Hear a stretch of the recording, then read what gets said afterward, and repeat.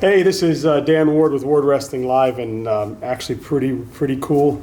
I'm here at the National Hall of Fame induction weekend for Florida, and in walks Rich Bender, the executive director for USA Wrestling. So obviously a really big deal. It's cool to see him here supporting our hall, and I get to have an opportunity to talk to him. Rich, man, thanks so much for being here. Well, Dan, it's a pleasure and honor to be here for sure. Awesome. So I know we just came out of the big Fargo, the USA Wrestling National Tournament. It was the largest tournament you guys have ever had, especially on the girls' side.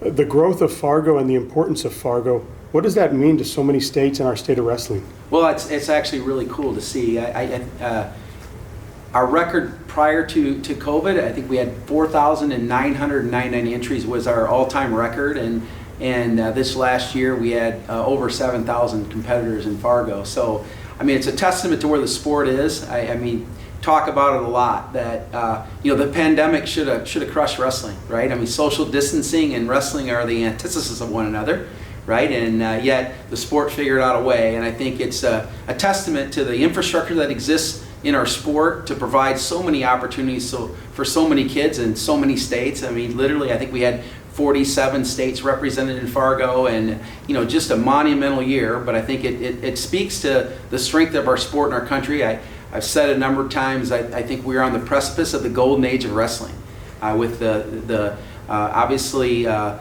reemergence of the interest in college wrestling on the men's side, and now with women's wrestling, the fastest growing high school sport for women in America, and the emergence of college wrestling, and we're hopeful that within the next couple of years we'll be a recognized NCAA championship sport for the women. So really great time to be involved with wrestling. That's awesome. One thing I wanted to ask is we walked in, and I don't know if it was day 2 or day 3. It was when all the women kind of got there, and it was their turn to kind of showcase. And I expected all the mats to be full for the men. It was my first time there.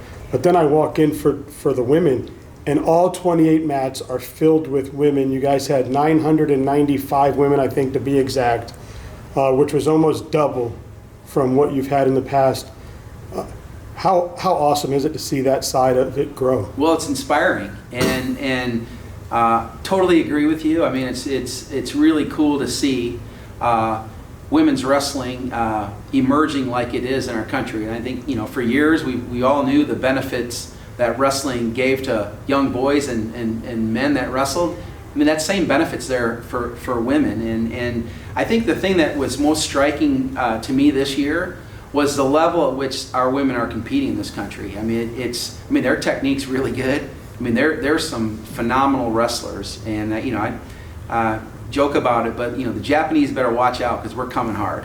I love it. And one question that I've been asking. So it was my first time experience Fargo, so I really got to see I was speechless after 8 days there, right? And I come back and I've asked a lot of people, coaches, other kids that have experienced it, and I'll ask you, you're at the top of the food chain.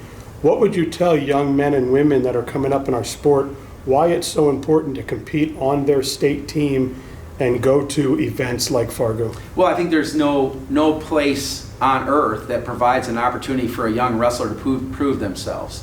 I mean, it's not uncommon for us to have dozens of undefeated state high school champions in one weight class, and we hear it time and time again from young wrestlers that maybe don't have the success that they had hoped when they went to Fargo, but it changes their life. And exposes them that there's something more in our sport, a way to get to a higher level. And my old high school coach used to say all the time that, hey, there's always a tougher dog in the kennel.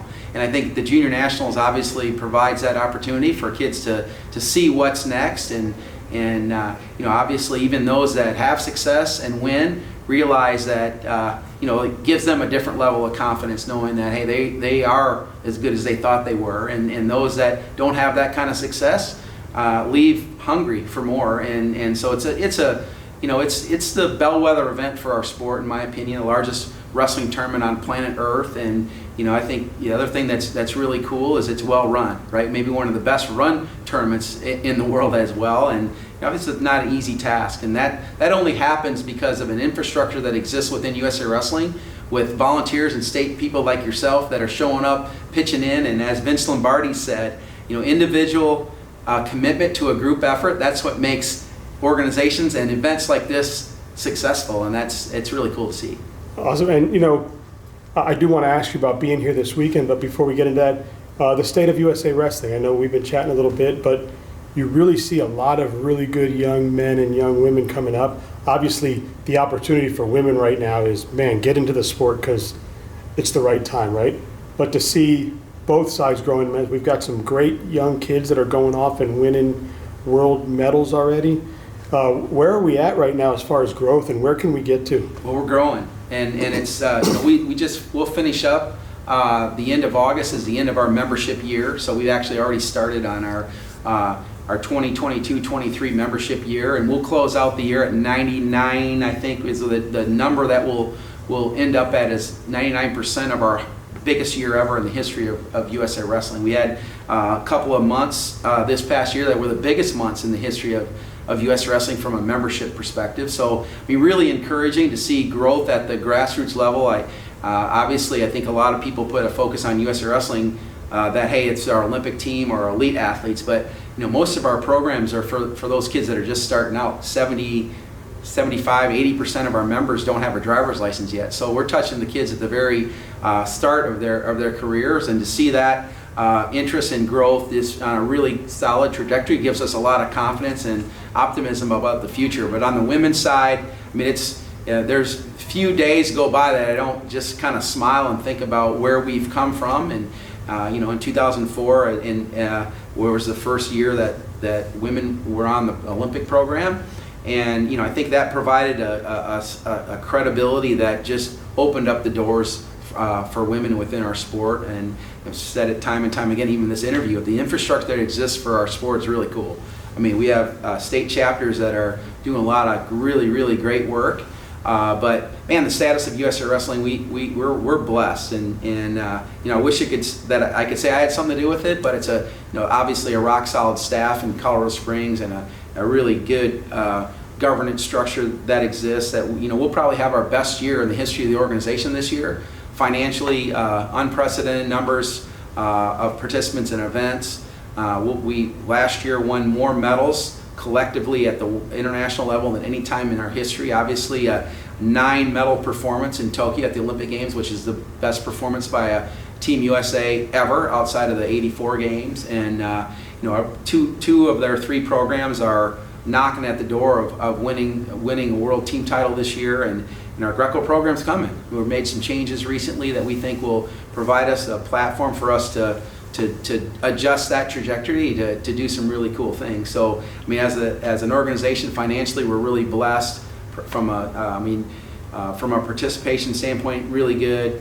At USA Wrestling we have 4 core business objectives: to build the brand of USA Wrestling, to grow the base, to network the wrestling community, and sustain competitive excellence at the highest level. And I'm really proud to say that we're doing really well at all 4 of those. And I think it's a testament to what the sport is. It's the greatest sport man has ever known. We know that for sure. And everyone that's ever been a part of wrestling is better for it, period. And I firmly believe that. And I think we're just blessed to have a lot of people that agree with that. That's awesome. And so obviously being the executive director of USA Wrestling, you get around the country and do some cool events. What does it mean to you to be at an event like this, the National Hall of Fame induction weekend here in the state of Florida? Well, I'll tell you, this chapter has long been one of the more progressive Hall of Fame chapters, and I have the honor to serve on the Board of Governors of the National Wrestling Hall of Fame. And so I'm exposed to what goes on around our country at the grassroots level. And the Florida chapter has long been, one of the best chapters and most successful chapters. And to be able to come here and just experience it has been, awesome. And obviously, close friends like Jeff Levitet's being inducted, and what he's meant to me personally as a friend and a mentor, and just an unbelievable supporter of wrestling in the world for that matter. And it's just an honor to be here, really cool to see, and really looking forward to the night's festivities. Awesome. Well, I really appreciate you taking the time to sit down with me. I know it's a busy weekend and I'm sure you're being pulled in all different directions. So I really appreciate you giving me 10 minutes of your time. Well, thanks, Dan, and appreciate your efforts, and they don't go unnoticed. And telling the story of wrestling is one of the reasons why we're having the success we are, and I appreciate your time too. Thank you, sir.